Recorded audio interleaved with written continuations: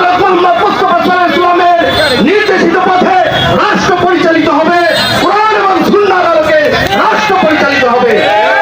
আরেকটি কথা আপনাদেরকে বলতে চাই, তফসিল ঘোষণা হওয়ার সাথে সাথে আমরা দেখেছি দুইটি রাজনৈতিক দল তারা জান্নাতের টিকিট বিক্রি করার প্রতিযোগিতায় নেমেছিল।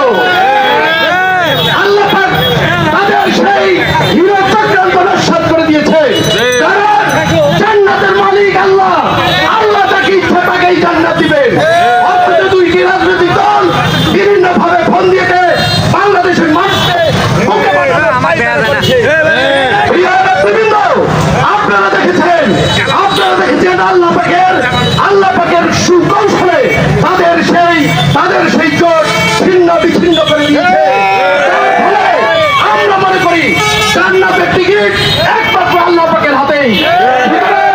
আগামী দিনে আপনারা দেশনেত্রী বেগম খালেদা জিয়ার যোগ্য উত্তরসূরি তারেক রহমানের আশ্বাসীন জনাব সাইফুর রহমান আনার ধানের শীষ প্রতীকে ভোট দিয়ে আগামী দিনে নির্বাচিত করবেন, সেই আশাবাদ ব্যক্ত করে দলীয় নেতা কর্মীকে সকলকেই সুশৃঙ্খল ভাবে ভোটে অংশগ্রহণ করার আবেদন জানিয়ে আমি আমার বক্তব্য শেষ করছি। খোদা হাফেজ। বাংলাদেশ জিন্দাবাদ, তারেক রহমান জিন্দাবাদ, ধানের শীষ জিন্দাবাদ, রানা ভাই জিন্দাবাদ। ধন্যবাদ সবাইকে। এই পর্যায়ে সমাপনী বক্তব্য রাখবেন বাংলাদেশ জাতীয়